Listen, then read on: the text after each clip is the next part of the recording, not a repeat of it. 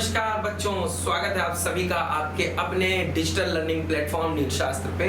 मेरा नाम है शशांक पुरी और आज आप लोगों को बच्चों मैं सॉलिड स्टेट के प्रीवियस ईयर के क्वेश्चंस का करवाने वाला हूँ। ध्यान रहे कि मैं सारे प्रीवियस ईयर के क्वेश्चन नहीं करवाता हूँ। हमारा यही है मोटो कि हम उन क्वेश्चंस को कराएं आपको जिन क्वेश्चन से आपका कंसेप्ट बिल्ड हो सके। अगर अभी आप कोई रिवीजन करना चाहें तो आप हमारी इस वीडियो को देख के कर ले जाएं। ठीक है बच्चों, शुरू करते हैं। पहला क्वेश्चन है कि ग्लास इज कि ग्लास क्या होता है।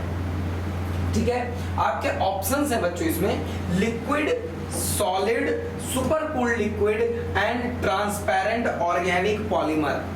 ऑर्गेनिक तो नहीं, लिक्विड भी नहीं होता। क्या गाड़ियों के शीशे लिक्विड होते हैं? क्या इसे हाथ डालते तो आर पार हो जाता है ना। सॉलिड भी तुम बच्चों कहेंगे कि सर सॉलिड तो होता है ना, सॉलिड नहीं होता है वो बच्चों।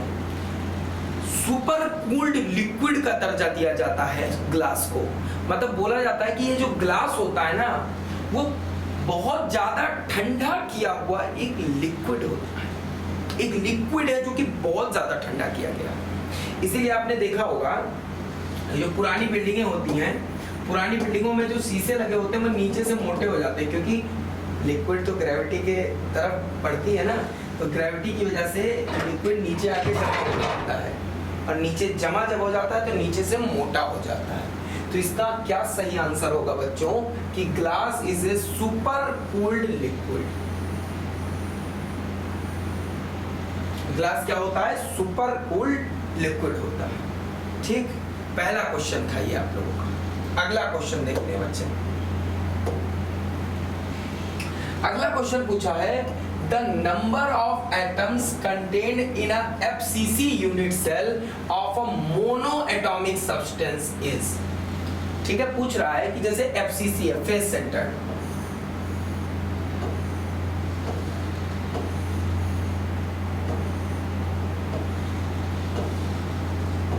ठीक है, मान लो फेस सेंटर क्यूबिक सेल है। उसमें देखो होता क्या है,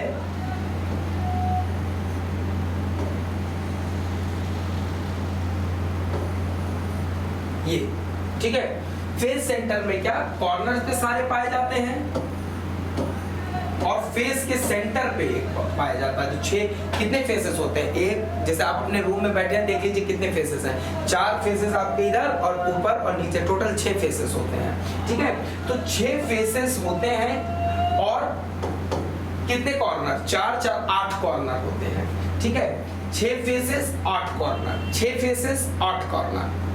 अब एक फेस जो होता है एफसीसी में, एक जो फेस होता है उसमें एटम का आधा हिस्सा होता है। एक एटम का आधा हिस्सा एक फेस पे होता है। तो यहाँ पे इसको कर दीजिए 6 इंटू आधा, मतलब एक फेस पे एटम आधा मौजूद होता है और फेस कितने? 6 हैं, तो 6 इंटू आधा। कॉर्नर पे जो कॉर्नर्स होते हैं, ये ऊपर की तरफ ये सब देख सकते हैं आप लोग रूम में, उसको कॉर्नर्स बोलते हैं। कॉर्नर्स पे एक एटम का 1/8वां हिस्सा होता है। कॉर्नर्स जितने हैं वहां पे एक एटम का 1/8 पार्ट होता है। तो 8 कॉर्नर्स हैं, एक कॉर्नर पे 1/8 है, तो टोटल 8 इंटू 1/8। तो इसको कर दो, 2 कम 2, 2 3 6, 8 1 1, 8 1 बस। तो 3 प्लस 1 टोटल क्या हो गया? 4। तो कितने? द नंबर ऑफ एटम्स कितने हो गए? 4। बहुत सिंपल था, सिंपल सा क्वेश्चन था। ये तो कोई ही करा देगा, कोई भी कर लेगा। बोर्ड में बच्चा अगर जिसने किसी ने कंपटीशन की प्रिपरेशन नहीं की तो क्वेश्चन वो भी कर देगा। ठीक, आगे देखते हैं। हाँ, the ionic radii of A+ and B- ions are फलाना एंड धमकाना। The coordination number of each ion in AB is। देखो, एक तुम लोगों को कोऑर्डिनेशन नंबर और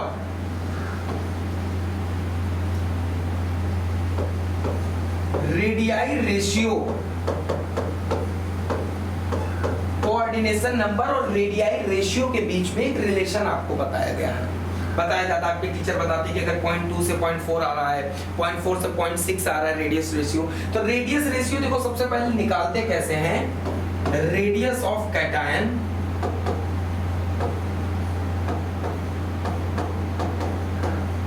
अपॉन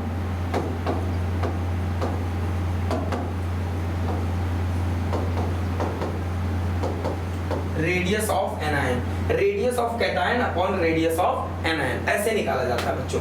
तो देखो कैटायन का रेडियस कितना दिया है, 0.98, 0.98 इंटू 10 की पावर -10 मीटर अपॉन 1.81 इंटू 10 की पावर -10 मीटर, ये एनायन होगा।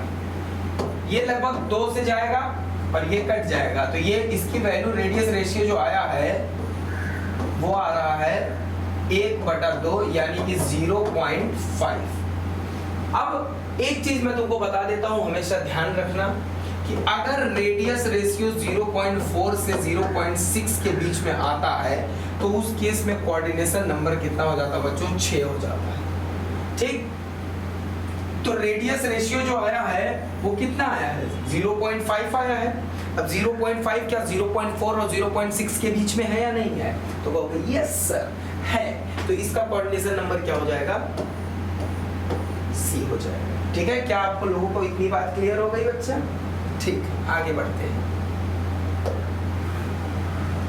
देखो अगला है, an element has a body centered cubic structure with a cell edge of 288 picometer, the atomic radius is। सबसे पहले इस क्वेश्चन में देख लिया करो बच्चों कि किस तरीके का अरेंजमेंट है, तो बीसीसी है यानी कि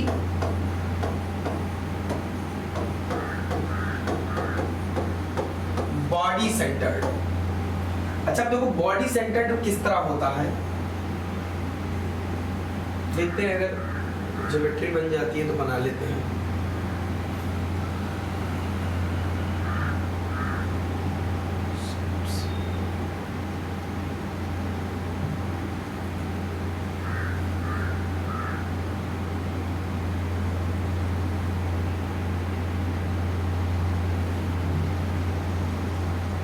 बन गया,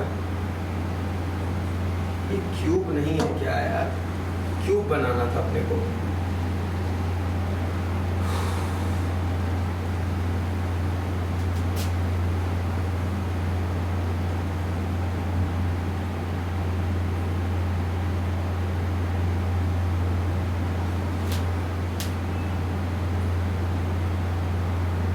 ठीक, चलो मान लो यार ये है, ठीक है, क्यूब ही है। तो मान लो ये क्यूब है हमारे पास। बॉडी सेंटर में क्या होता है कि एक एटम जो होता है, पहले तो एक सेकंड, अब पेन लाना पड़ेगा, रुक जाओ।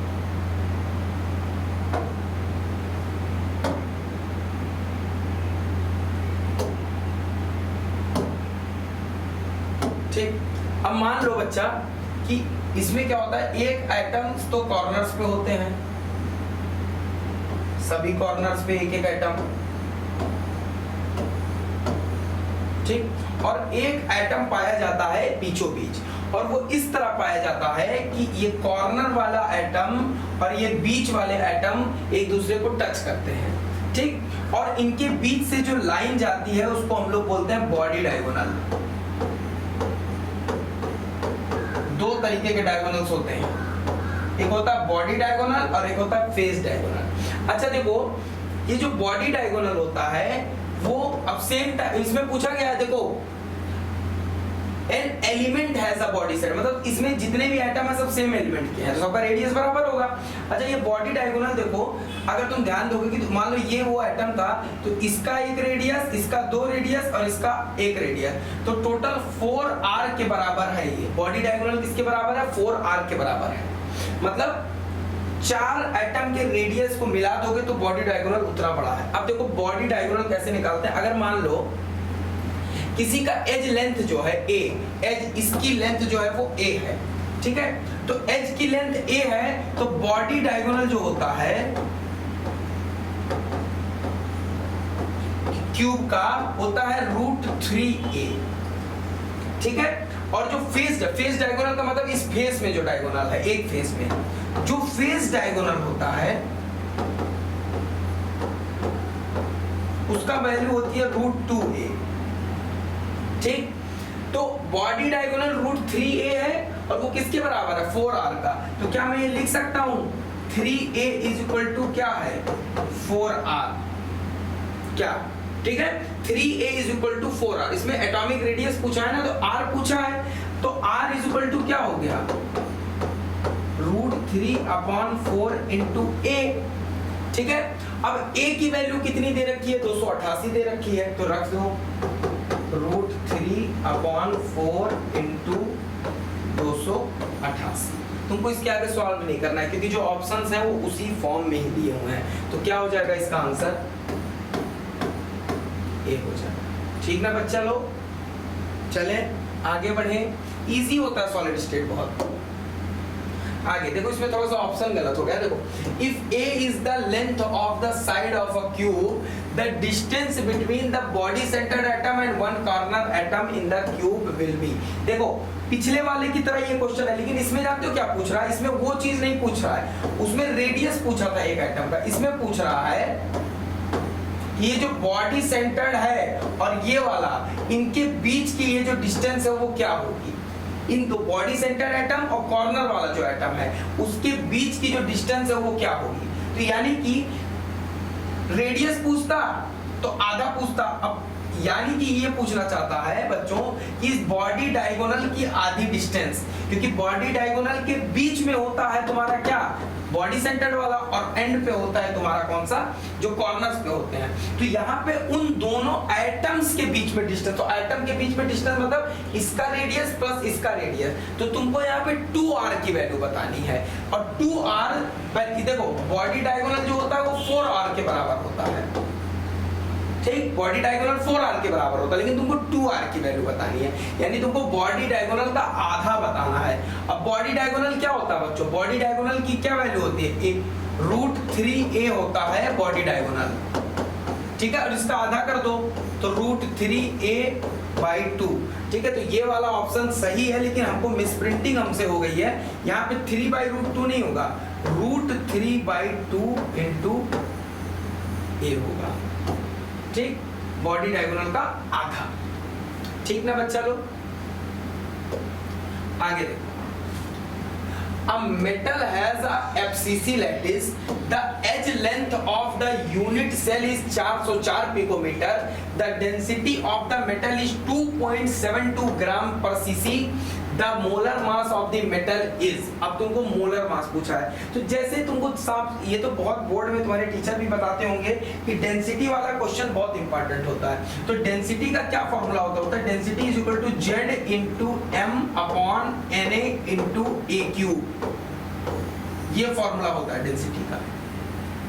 Z है कि नंबर ऑफ एटम कितने होते हैं, ठीक है। तो FCC लैटिस है, तो FCC में Z की वैल्यू कितनी होती है, 4, ठीक है। तो लिख दो, और डेंसिटी दी हुई है 2.72 इज इक्वल टू, ठीक है, 2.72 इज इक्वल टू Z की वैल्यू 4, मोलर मास हमको निकालना है, Na की वैल्यू पता है 6.02 × 10⁻23, और A की वैल्यू दी हुई है तो 404 × 10⁻। अब जैसे देखो एक चीज ध्यान देना, तुमको वो यूनिट जो है, यूनिट का ध्यान देना, यहाँ पे ग्राम पर सीसी दिया हुआ है, ठीक।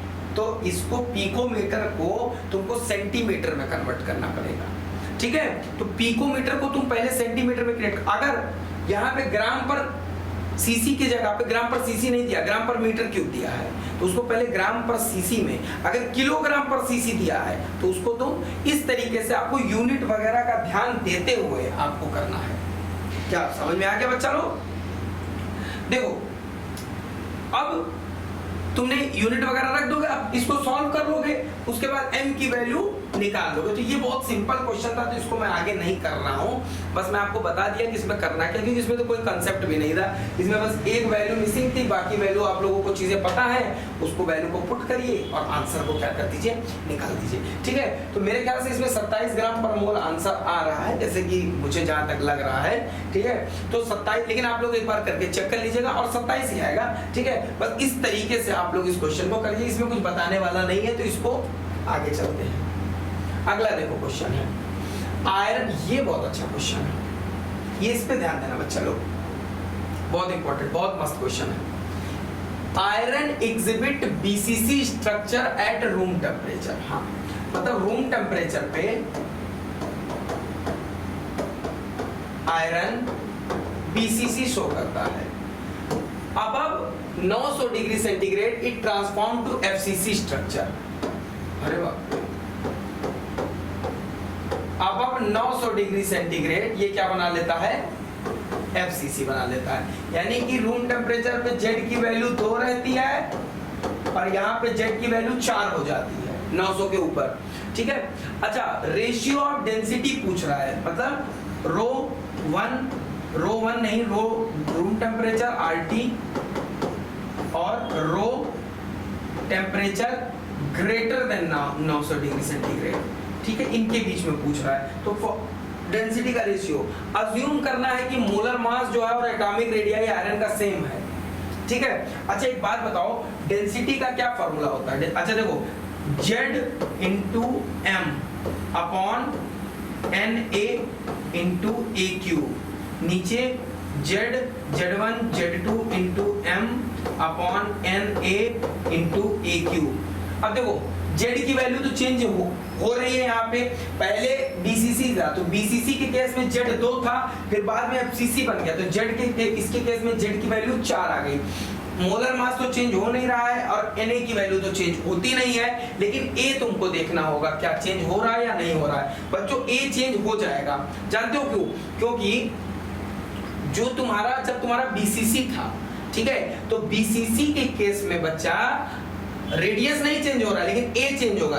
बीसीसी के केस में तुम्हारा ये क्या होता है, √3a = 4r होता है। हाँ, ठीक है, √3a = 4r और नीचे a क्यों, तो a = क्या होता है, 4r अपॉन √3। क्या, ठीक है, 4r अपॉन √3 होता है। ये किसके केस में होता है, बीसीसी के केस में होता है। और एफसीसी के केस में क्या होता है बच्चों, √2a = 4r होता है। क्या, √2a = 4r, वहां पे फेस डायगोनल से रिलेशन होता है, तो a जो होता है 4 अपॉन √2 × r होता है। ठीक है, समझ गए? ठीक, अब इसको कर दोगे, आगे सॉल्व कर दोगे तो क्या आ जाता है, 2√2r। ठीक है, 2√2r आ जाता है। तो यहाँ पे एफसीसी के केस में A की वैल्यू ये है और बीसीसी के केस में A की वैल्यू ये है। रेडियस सेम था, लेकिन A तो चेंज हो जाएगा ना, क्योंकि A का जो निकालने का तरीका दोनों केस में अलग है। बस सिंपली क्या करना है, यहाँ पे Z की वैल्यू 2 रख दो upon M upon Na into ऊपर बीसीसी था तो 4r अपॉन √3 का क्यूब अपॉन यहाँ पे Z की value 4 × M upon Na into 2√2r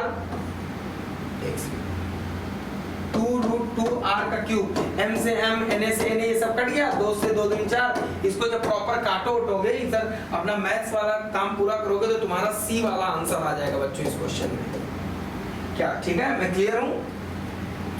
R same है, बोला है कुछ क्वेश्चन में R सेम है, लेकिन R सेम है पर A थोड़ी ना सेम होगा। वो तो यूनिट सेल चेंज हो रहा है तो A की एज लेंथ की वैल्यू भी तो चेंज हो जाएगी।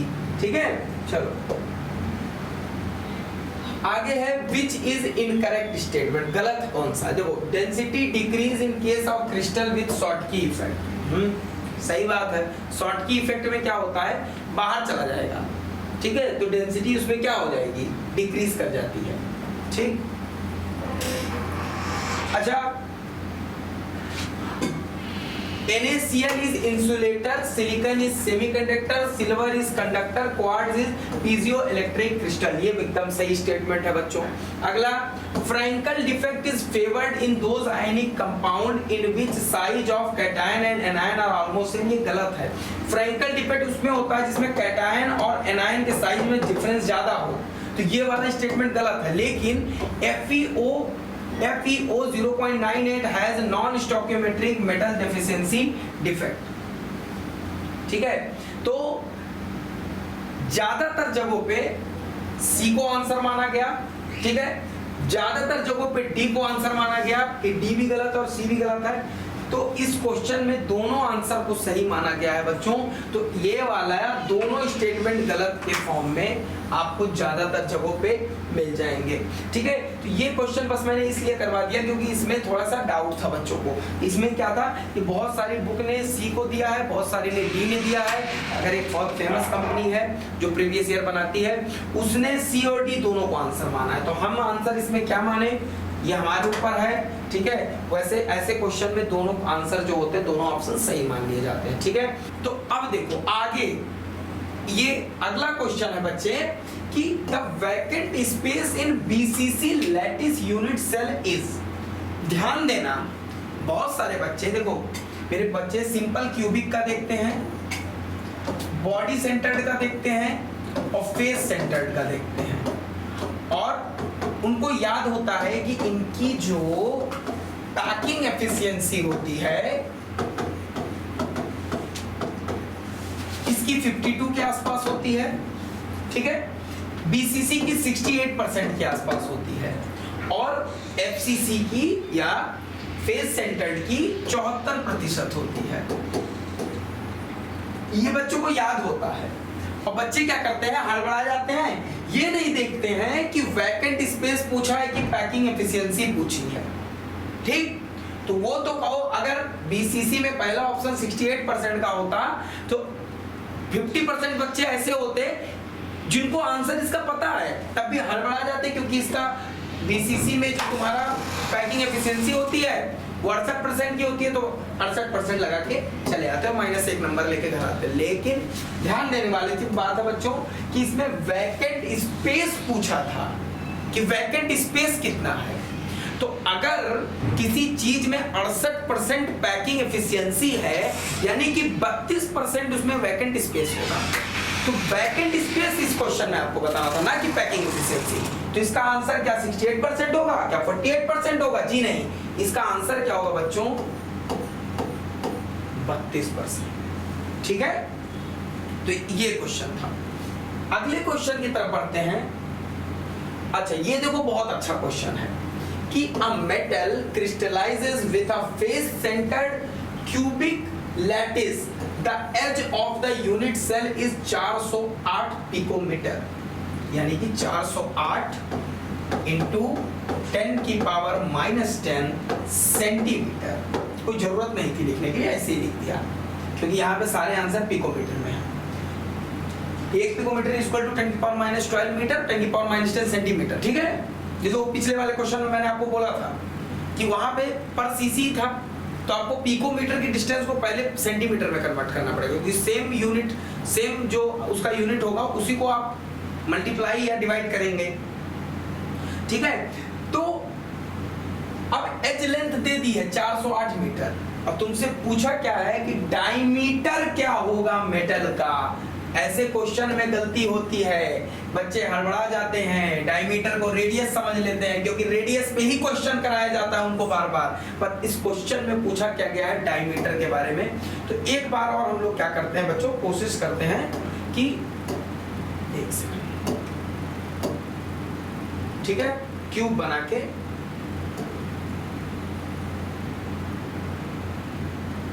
ये बन गया हमारा क्यूब। तो नहीं, वैसे क्यूबाइड बना है लेकिन ठीक है, देख लेते हैं। ठीक, अब देखो फेस सेंटर्ड में क्या होता है, यहाँ पे एक, तो यहाँ पे एक एटम होगा, कॉर्नर्स पे सारे होंगे, एक यहाँ पे बीच में होगा फेस के और एक इधर होगा। ठीक है, और ये जो लाइन है वो इस फेस का, ठीक है, इस फेस एक सेकंड बच्चों, जैसे देख लो, जैसे देखो फेस देख लो, ये फेस है एक, ये एक फेस है, वो पीछे वाला फेस है जो डॉट मैंने इसमें बना दिया।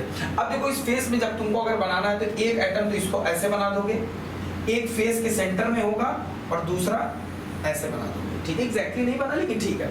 और जब इस लाइन को यहां से मिलाओगे तो ये जो लाइन होती है बच्चों वो तुम्हारी फेस की डायमीटर, फेस का क्या होता है, डायगोनल, फेस डायगोनल इसको बोलते हैं।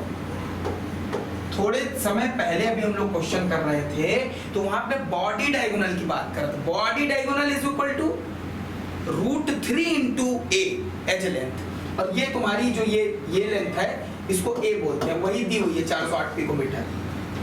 अब इसमें तुमको क्या करना है, इसका रेडियस बताना है, ठीक है। अच्छा ये मेटल क्रिस्टलाइज, देखो क्वेश्चन कितना अच्छे से बनते थे उसमें, ठीक है। आज के समय में तो कोई ऐसा क्वेश्चन बनता ही नहीं है कि जिसमें थोड़ा भी गलती की गुंजाइश रहे। देखो ये मेटल क्रिस्टलाइज यानी कि जितने भी एटम इस यूनिट सेल में होंगे ना वो सेम एलिमेंट के होंगे, तो सबका रेडियस सेम होगा, ठीक। तो अगर मान लो तुम इसका और इसका रेडियस का ये निकाल लेते हो कि इन दोनों के रेडियस का सम कितना होगा, यानी कि वो डायमीटर है किसी एक एटम का, क्योंकि दोनों एटम जब सेम है तो दोनों का रेडियस जोड़ोगे तो एक एटम के डायमीटर के बराबर होगा या नहीं होगा। हाँ, तो तुमको क्या निकालना है, तुमको बेसिकली निकालना है इस जो फेस डायगोनल है इसकी डिस्टेंस का आधा डिस्टेंस। फेस डायगोनल निकाल लो, उसकी डिस्टेंस कितनी है, उसका आधा डिस्टेंस जो हो जाएगा प्यारे बच्चे वो किसके बराबर हो जाएगा, इसके डायमीटर, क्योंकि ये जो आधा डिस्टेंस है वो r प्लस r के बराबर होगा। अच्छा ये एक रेडियस, ये एक रेडियस, ये एक रेडियस, ये एक रेडियस, तो 4r इज इक्वल टू क्या होगा, फेस डायगोनल। हाँ जी, 4r is equal to face diagonal. हाँ ठीक है। अब फेस डायगोनल का जो आधा तुमको निकालना है, क्योंकि इतनी डिस्टेंस आपको निकालनी है, यही है ना, 2r इज इक्वल टू क्या होगा, डायमीटर के बराबर होगा, तो 2r इज इक्वल टू क्या हो जाएगा प्यारे बच्चे, फेस डायगोनल अपॉन 2। अब फेस डायगोनल की वैल्यू कितनी होती है, फेस डायगोनल की वैल्यू होती है √2 इंटू ए, √2 इंटू ए, ठीक है। तो 2r इज इक्वल टू क्या हो जाएगा, √2 इंटू ए अपॉन 2, क्या हो जाएगा कि नहीं हो जाएगा, या कह सकते हैं a अपॉन √2। सॉल्व कर लेते हैं, ठीक है। तो diameter is equal to √2 into 408 picometer upon 2। जब इसको आप सॉल्व करेंगे बच्चों तो आपका आंसर क्या आ जाएगा, 288 पिकोमीटर। क्या आंसर आ गया, 288 पिकोमीटर। अब अगर यही रेडियस पूछा होता तो 288 का आधा क्या होगा, 144 पिकोमीटर, 144 पिकोमीटर। तो रेडियस होता तो 144 पिकोमीटर, लेकिन अगर डायमीटर पूछा है तो 288 पिकोमीटर, ठीक है। बस तो डायमीटर मतलब फेस डायगोनल का आधा। यही अगर ये बॉडी सेंटर होता तो वहां पे बॉडी डायगोनल का आधा हो जाता, फेस सेंटर है तो फेस डायगोनल का आधा हो गया है। हाँ, और अगर सिंपल क्यूबिक होता, सिंपल क्यूबिक में तो कोई दिक्कत नहीं है, वहां पे जो एज लेंथ होता है, ठीक है, वो 2r के बराबर हो, सीधा सीधा बराबर होता है, 2 radius into 2 is equal to edge length. तो तीनों के में अलग अलग फॉर्मूला लगाना होता है, बहुत ही सिंपल है, ठीक है। तो ये क्वेश्चन आप लोगों को हो गया होगा, 288 पिकोमीटर ठीक करिए और आगे बढ़ते हैं इस क्वेश्चन में। अगला Schottky defect in crystal is observed when. देख लो भाई, शॉर्टकी डिफेक्ट कब ऑब्जर्व होता है। पहली चीज तो शॉर्टकी डिफेक्ट तब होता है जब कैटायन और एनायन की जो साइज होगा ना वो ऐसा कंपेरेबल हो कि दोनों साथ में निकल के जाने में सक्षम हो, ठीक है। लेकिन फ्रैंकल डिफेक्ट में क्या होता है कि साइज का डिफरेंस होगा, ठीक। तो जो छोटा आयन होगा वो इंटरस्टिशियल स्पेस में चला आता है, तो उससे डेंसिटी नहीं डिक्रीज होती, क्योंकि घूम फिर के रह रहा है तो क्रिस्टल के अंदर ही। लेकिन शॉर्टकी डिफेक्ट में क्या होता है, ठीक है, equal number of cations and anions are missing from the lattice. Lattice का मतलब है कि अपने जो उनका अरेंजमेंट था ना, आयंस का अरेंजमेंट, उससे एक कैटायन और एक एनायन मतलब जोड़े के साथ भागता है, ऐसे भागता है उसमें आयन कि उसकी वजह से इलेक्ट्रिकल न्यूट्रलिटी पे कोई असर ना हो, ठीक। अगर मान लीजिए सिर्फ कैटायन भागा होता तो नेगेटिव चार्ज बढ़ जाता, अगर एनायन सिर्फ भागा होता तो पॉजिटिव चार्ज बढ़ जाता, लेकिन दोनों भागते हैं तो कोई नया चीज, कोई चार्ज पे कोई इफेक्ट नहीं होता है, लेकिन हाँ मास जो होता है वो तो कम हो जाएगा ना, ठीक है। तो डेंसिटी जो होती है उस क्रिस्टल की क्या हो जाती है, कम हो जाती है। तो कौन सा आंसर हो जाएगा, डी हो जाएगा। और ये जो स्टेटमेंट लिखा है सी वाला, वो किसके लिए लिखा है, फ्रैंकल के लिए लिखा है, ठीक है ना, समझ गए। चलिए आगे बढ़ते हैं। ये देखिए अगला question, if we mix a pentavalent impurity in a crystal lattice of germanium, what type of semiconductor formation will occur. ठीक, देखो पहली बात तो सेमीकंडक्टर की परिवार कौन होता है बताओ, किस परिवार के लोग सेमीकंडक्टर होते हैं, तो आपका आंसर है सब ग्रुप प्रोटीन, ठीक है। जो कार्बन का परिवार है उसमें कार्बन नहीं होता है, कार्बन सेमीकंडक्टर की तरह नहीं इस्तेमाल होता है, ठीक है। लेकिन उसके नीचे सिलिकॉन जर्मेनियम जो है वो सेमीकंडक्टर के तौर पर इस्तेमाल किए जाते हैं, और सिलिकॉन वैली का नाम सुने ही है आप लोगों ने, ठीक। तो होता क्या है कि इसकी वैलेंसी कितनी होती है, 4, इसकी वैलेंसी कितनी होती है, 4। अरे कार्बन की परिवार का वैलेंसी कितनी होती है, कॉमन वैलेंसी 4 होती है। अब होता क्या है, जैसे मान लो लैटिस में सारे ऐसे एटम लगे हुए थे जिनकी वैलेंसी 4 थी, ठीक है। उसमें होता क्या है, हमने इंप्योरिटी जो ऐड की वो पेंटावैलेंट इंप्योरिटी ऐड की, यानी कि समझ लो ग्रुप 15 का कोई मेंबर, नाइट्रोजन की फैमिली का कोई मेंबर। अब उसके पास आउटर मोस्ट सेल में बाहरी कक्षा, बाहरी कोशिका में कितने इलेक्ट्रॉन होते हैं, 5 इलेक्ट्रॉन, ठीक। अब जब मान लीजिए सारे प्लस 4 4 4 4 4 वाले थे, ठीक, उसमें से एक गया, ये वाले को भेजते हैं, एक गया और 5 वाला आ गया। अब 4 तो अगल बगल वाले से बॉन्ड बना लेगा, लेकिन एक इलेक्ट्रॉन एक्स्ट्रा बढ़ जाएगा। तो इलेक्ट्रॉन के ऊपर होता है चार्ज कौन सा, नेगेटिव। तो इस तरीके के जो सेमीकंडक्टर्स होते हैं उनको हम लोग क्या बोलते हैं, जो एन टाइप ऑफ सेमीकंडक्टर। और अगर इसमें ग्रुप 13 का मिलाया गया होता तो वो बनता पी टाइप ऑफ सेमीकंडक्टर। तो इसका कौन सा आंसर सही हो जाएगा, एन टाइप ऑफ सेमीकंडक्टर, ठीक। आगे देखते हैं, चलिए ये अच्छा है क्वेश्चन, ये तो नीट अभी हाल फिलहाल के टाइम में आया था, बहुत इजी क्वेश्चन है। जो भी 18 के बाद जितने क्वेश्चन आए ज्यादातर इजी हैं। तो देखो, a compound is formed by cation C and anion A, the anion form hexagonal close packed HCP बनाता है lattice, and the cations occupy 75% of octahedral wides, the formula of the compound is. बहुत सही question है। देखो बोला है कि एक आयनिक कंपाउंड है, तो आयनिक कंपाउंड है तो कैटायन और एनायन से मिलकर बना होगा। इस आयनिक कंपाउंड में बच्चों जो एनायन है वो hexagonal close packing of lattice form कर रहा है। अब HCP में नंबर ऑफ एटम्स कितने होते हैं, चलो अगली पेज से करते हैं इसको।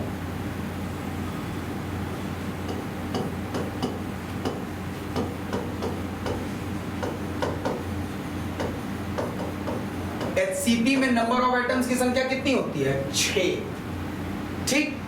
6 मतलब जो एटम्स इस तरह अरेंज होते हैं कि 6 एटम अरेंज होंगे, मतलब 6 एंटिटीज अरेंज होंगी तो HCP का फॉर्मेशन होगा।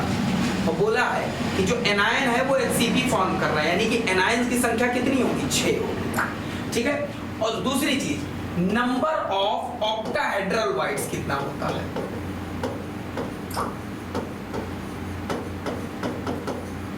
HCP में ऑक्टाहेड्रल वाइड्स की संख्या कितनी होती है, HCP में ऑक्टाहेड्रल वाइड्स की संख्या ही 6 होती है, ठीक है। चलो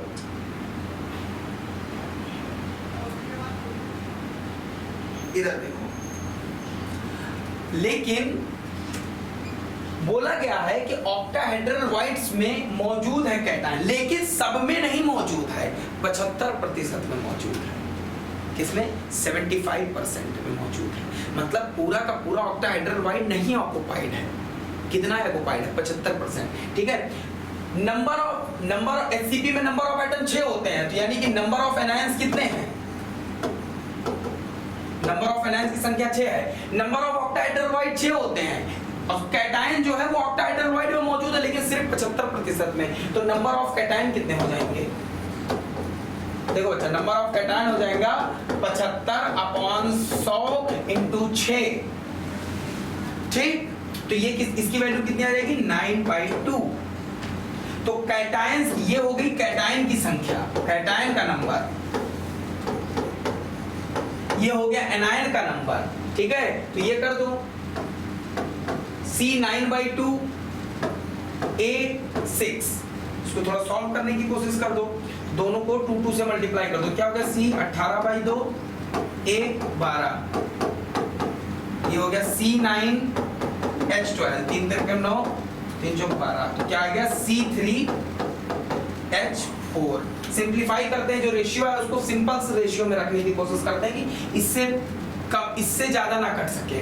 ठीक है, तो ये सिंपल रेशियो आ गया C3H4। तो देखिए क्या कोई ऐसा ऑप्शन मौजूद था वहां पे?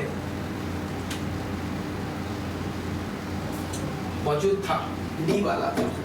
तो इसका आंसर क्या हो जाएगा? C3H4। नीट 2019 में पूछा गया सवाल था, अल्टरनेट ईयर है, तो इस तरीके का क्वेश्चन इस बार पूछा जा सकता है नीट 2021 में। तो ये क्वेश्चन आपके लिए इंपॉर्टेंट हो सकता है और हर बार इससे रिलेटेड क्वेश्चन हमेशा एग्जाम में बच्चों पूछा ही जाता है। ठीक, अगला क्वेश्चन देखो। अगला क्वेश्चन है कि a compound formed by element x and y, मतलब एक कंपाउंड है जो x और y एलिमेंट से मिलकर बना है। ठीक, आगे crystallizes in a cubic structure in which the x atom are at the corners of the cube and the y atom are at the face centers. The formula of the, बहुत easy question है ये। कह रहा है कि ऐसा ये compound ऐसा है भाई कि जितने भी क्या x एलिमेंट हैं, ठीक है, x एटम्स हैं, तो वो कॉर्नर्स पे, क्यूबिक है, क्यूब में कितने कॉर्नर? 8 कॉर्नर, और एक कॉर्नर पे एक एटम का कितना भाग होता है? 1/8 भाग होता है। तो x की वैल्यू कितनी हो जाएगी? 8 कॉर्नर पे मौजूद है और 1/8 भाग मौजूद है।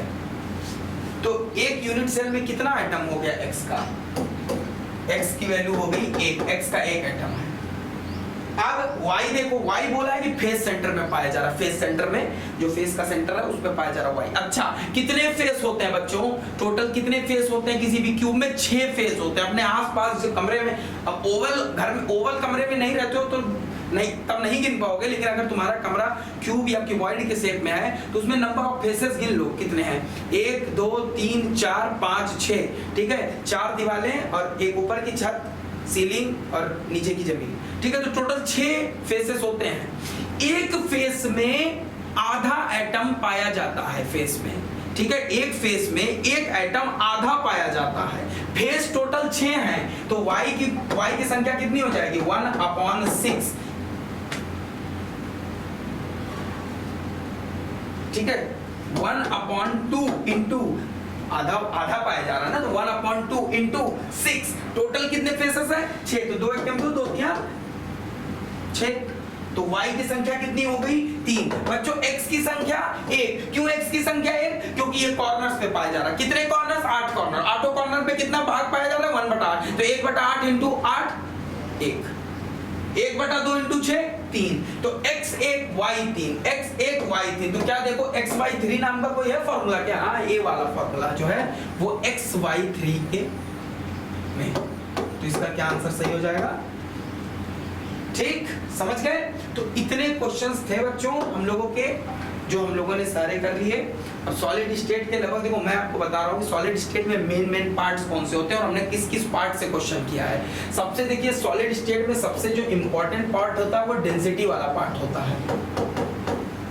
क्या किया है? हाँ, कर लिया डेंसिटी पे क्वेश्चन। अगला जो डेंसिटी का अगला जो सॉलिड स्टेट का पार्ट होता है वो पैकिंग एफिशिएंसी पे होता है। पैकिंग एफिशिएंसी पे भी हम लोगों ने क्वेश्चन कर लिया। फिर जो पार्ट होता है बच्चों वो कोऑर्डिनेशन नंबर पे, कोऑर्डिनेशन नंबर पे क्वेश्चन पूछा जाता है बार, तो कोऑर्डिनेशन नंबर पे।